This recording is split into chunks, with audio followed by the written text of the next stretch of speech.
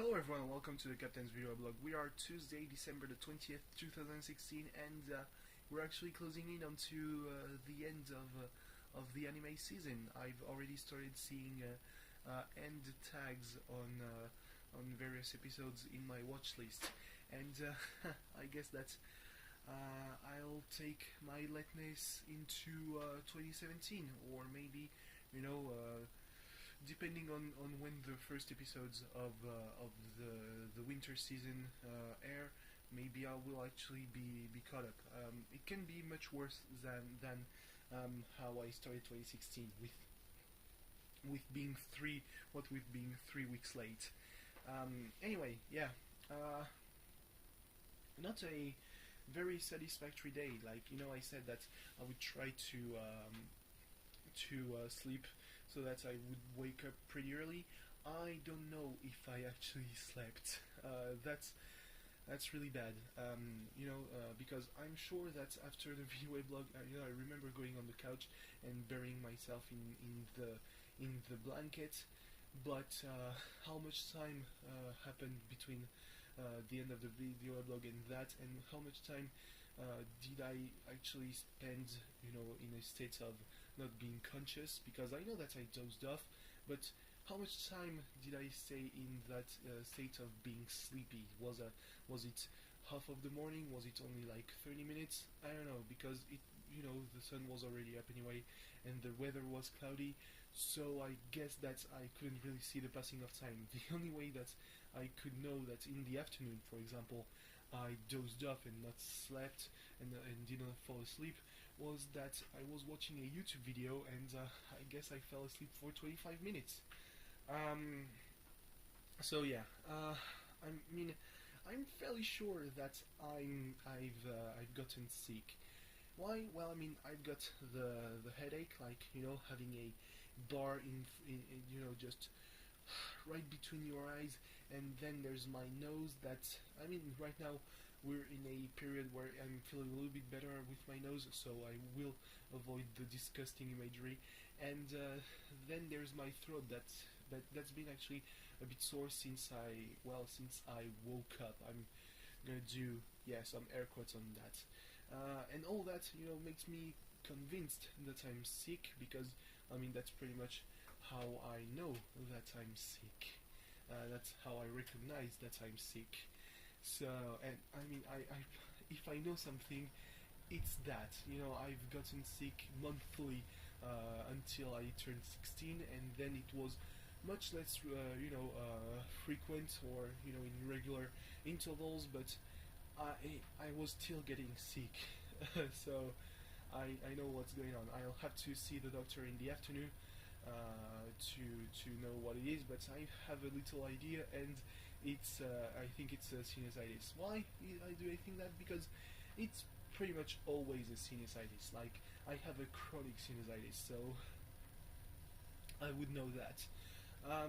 But yeah, for now, after the video blog, I'll go to sleep and just mend off, try to get a little bit relaxed, and yeah, there will be that. I have just 1 hour of math to give, and then I'll just go back to sleep. That's how it will work, and it won't be too difficult. Yeah, silver linings. The silver lining in this case is that at least I'll have an excuse not to go out around Christmas, which, going out around Christmas is just like always a chore, and if I can avoid that, it's always good. And finding silver linings is, something that can help. For example, the silver lining in Roll being shit yesterday is that I'll probably go fairly quickly through the show. How do I know that it was shit? For example, Mick Foley fucked up his location chip pop. He said right here in Pittsburgh, Pennsylvania, where they were in Columbus, Ohio. Come on, it's not that difficult to recognize that. So yeah, Raw had an awful lot of non-wrestling segments. It opened with a non-wrestling segment with Chris Jericho and Kevin Owens just realizing that they are still best friends, and that brought out Mick Foley, who said that, well, because of the screwy finish, Roman Reigns would have another chance at the Universal Championship. It would be that it's gonna be at the Royal Rumble. I mean, Kevin Owens won't defend his US title on pay-per-view, but at least he won't be on the Rumble match, which, I mean, silver linings. But the problem is, stipulation is to avoid any other, involvement by Chris Jericho. He will be in a cage up above the ring. So kind of like Paul Ellering at NXT Takeover Toronto, except this time it's not going to be suspended by a crane. So yeah, no sponsorship by Mattel, I guess.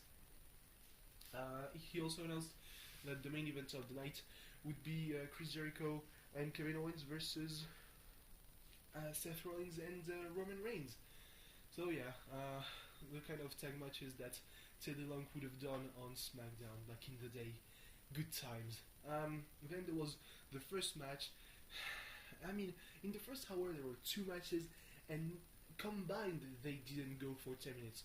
First match, Rusev won against Big Cass by disqualification because Big Cass just continuously kicked him while in the ropes. And the second match was Noam Dar, who lost to Cedric Alexander, and the match was motivated by Noam Dar wanting to steal Alicia Fox from Alexander. It was already pretty dumb when Alicia Fox assumed that Bayley wanted to steal Alexander from her by giving him a teddy bear. This time around, it's not much better. I mean, Noam Dar saying, all I want for Christmas is you to Fox after the match won't help. Austin Aries being there like yesterday, for Roadblock with a banana in his pocket instead of a pocket square, and being generally like, I'm better than all of you, with that great attitude, it won't help. Nothing will help that. And the other talking segment was Sasha Banks, really pretty much apologizing that she wasn't able to retain the title. So and she wanted to congratulate Charlotte, but instead of Charlotte arrived Nia Jax, who we all thought that she was going to destroy Sasha, but no, she just kicked the crotch and threw Sasha across the ring, and then she teased that she was going to destroy her, but she didn't do it for some reason. Why wouldn't you do it? You have in Sasha Banks someone who will come back at you for that. So you probably want her away as long as you possibly can, so as to maximize your chances at getting the women's title, for example. Who knows? Then there was something backstage, more talking, but the reveal of the new Raw Tag Championships, Tag Championship belts, which are essentially a recolor of the SmackDown Tag Championship belts, which are essentially a recolor of the original Tag Championship belts. So yeah, it's done, but now it has a red strap and silver plates. So at the end of this segment, though, Mick Foley had to storm out of his office, and that's when we first saw the savior of the show, Braun Strowman. I'm not even being sarcastic. Braun Strowman single-handedly saved terrible Raw. What did he do? Well, he was throwing shit and pinning people to the walls. Why? Because he wanted to get his hands on Sami Zayn, obviously, because he was like, yeah, he lasted for 10 minutes because I let him do that. Where is he? And Mick Foley was like, well, I mean, he's 100 miles away now, and that pissed off Braun Strowman. He was like, yeah, you remember what I said yesterday? I said or else. Well, you're gonna see what's or else.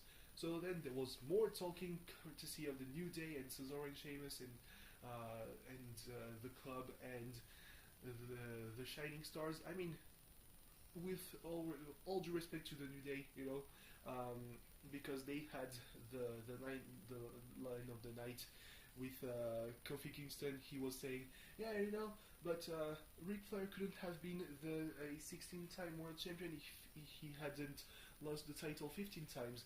And Biggie just deadpan, it will be Charlotte in a month. Amazing, the delivery on that, just the shade. It's not even thrown really at Charlotte. It's more thrown at the creative who haven't been able to get another champion but Sasha and Charlotte since WrestleMania. And now that Sasha is out of the picture, well, it's going to be the same with the next opponent to Charlotte. So yeah, Sheamus tried to steal lines from people. The club, well, Gallows said that the Cesaro, Sheamus, and the New Day were nerds and geeks. Primo and Epico tried to sell people some Christmas holidays to Puerto Rico. So yeah, not really convincing talking and not a really convincing 8-man tag match. There was just a kicking extravaganza, and then the finish with Cesaro doing the swing to Epico and then putting him into the sharpshooter to deliver out just getting us out of that match. And yes, this is the second coming of Strowman during a match that was apparently motivated by a little altercation during the pre-show between Titus O'Neil and Sin Cara. So the match barely had the time to start. Barely, either of the two guys just had the time to land one punch on the other one.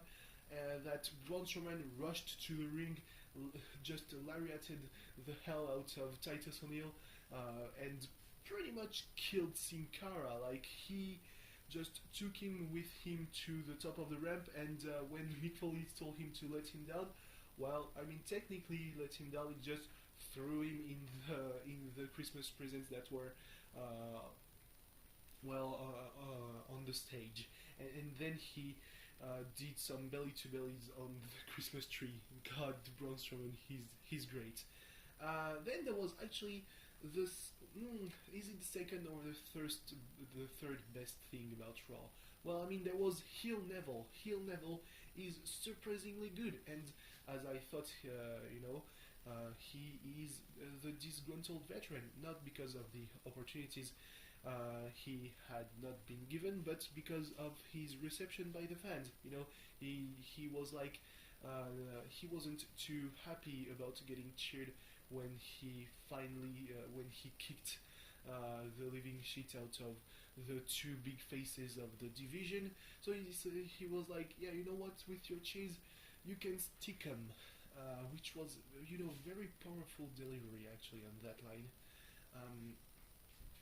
So yeah, there was just something new to Neville, newfound aggression. That's always nice. And he was like, I'm going to obliterate the division, and he was like, I'm the king of the cruiserweights, which brought out Rich Swann. That was apparently the apprentice of Neville back in Japan and all that. And yeah, he was like, but as long as I have these belts, I am the best cruiserweight. Which brought out the Brian Kendrick, who was like, you're lacking a lot of respect here, dude. And yeah, that was a great segment that ended with Rich Swann getting just mauled by both Kendrick and Neville. And when T.J. Perkins tried to make the save, well, he was welcomed with an enzugiri that let him down. And yeah, after that, Neville retreated to the backstage area, and let Kendrick do the sliced bread number 2 onto TJ Perkins. That was very enjoyable.